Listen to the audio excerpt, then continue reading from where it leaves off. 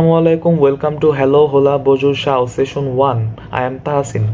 As I have mentioned in my previous video that I will be talking on English for my first video, so here I am. Let's get started. Before I begin with my speech, I would like to give some suggestions to you that firstly go for setting up goals. If you know why you have to study, setting goals is easy. For example, maybe you want to travel to an English speaking country. Great. Your goal might be to learn survival English. Perhaps you already know many useful phrases, but you want to improve your listening skills and pronunciation. Whatever your goals are, just write them down. The next one, make a commitment. Learning English requires a lot of motivation. Nobody is going to take your attendance while you are in class.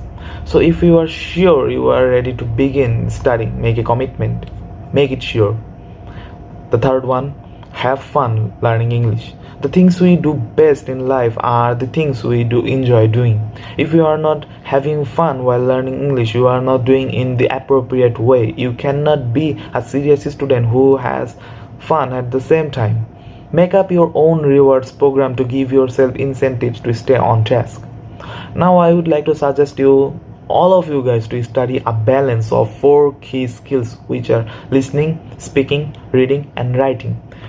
These are the major skills which are known as macro skills for any language, in order to communicate with any individuals in any particular languages. It goes for any particular language.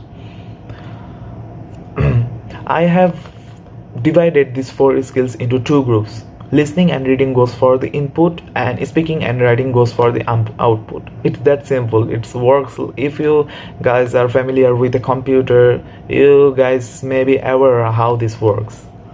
Just expressing and inheriting.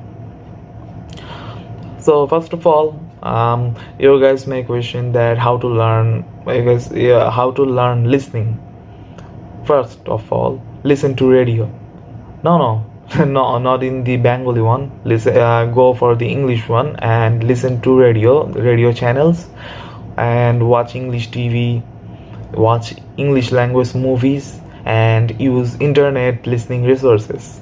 By the way, I mostly use YouTube for learning English.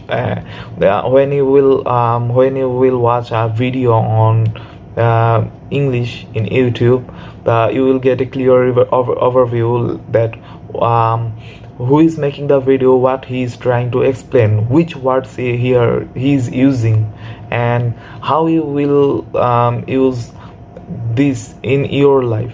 It's up to you.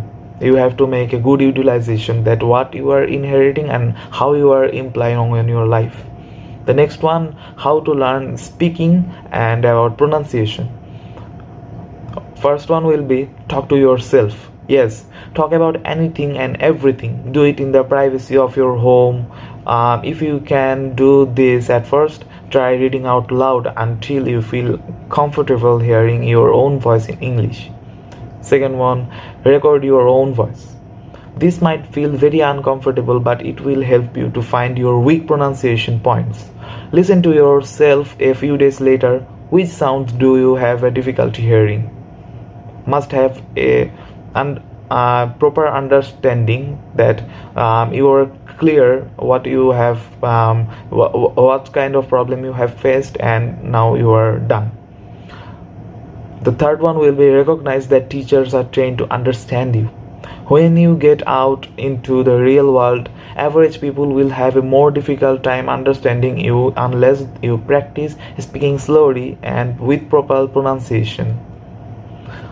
Third one goes for the title, how to learn reading and vocabulary. Read something every day. It can be children's books, simplified readers like Penguin, newspapers, magazine, internet sites, novels, and much more. Why, what not?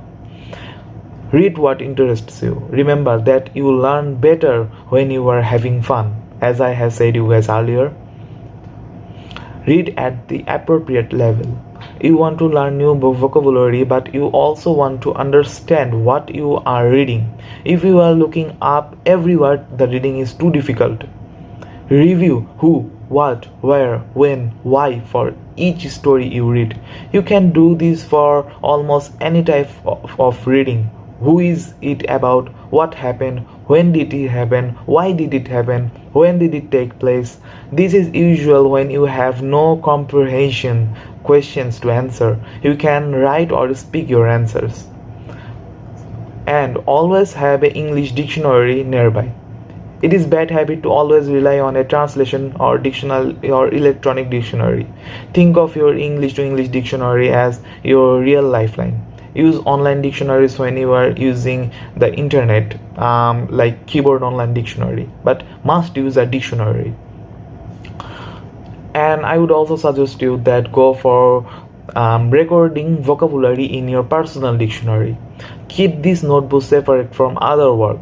Record vocabulary in alphabetical order. Record the part of speeches you want to pursue in your dictionary. Write a sample sentence for yourself. Do not use the one from the dictionary. Must remember that. Review your personal dictionary every night before bed. The fourth one holding the title, which is how to learn writing and spelling. Keep a diary or journal. Don't always pay attention to grammar. Free writing can be very useful. It can show you that writing is fun. Have fun with the language. Write emails in English. Stay in contact with teachers or other students while engaging with them in English. It will boost your confidence and your writing skills will get more and more better. Rewrite your local news in English. This is another exercise that can be done on a daily basis. Remember that regular activities are the best ones. Even I have taken inspiration from this one, that you can just rewrite your local news in English. It can boost your writing skills into a whole new level. Okay guys, that's all for today. I hope you guys like my video. If you guys have liked my video and learned some things which you can implement on your life and can have benefits, please like the video, subscribe to Sit to Big and hit the notification bell in the bottom right corner of the video. Thank you.